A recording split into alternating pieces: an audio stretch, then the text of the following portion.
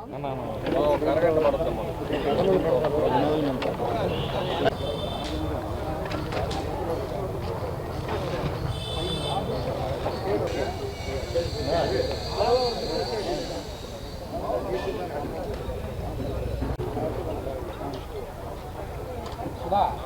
దగ్గర నిలబడు.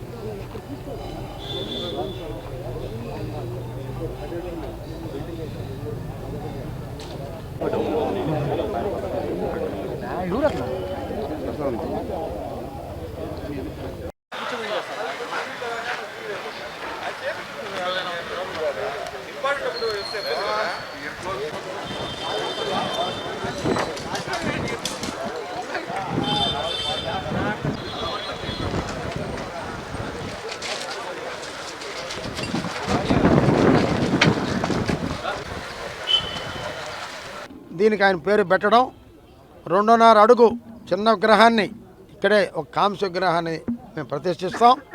అతి త్వరలో దీన్ని నారాయణ గారి చేతుల మీద దీన్ని ప్రారంభించబోతున్నాం.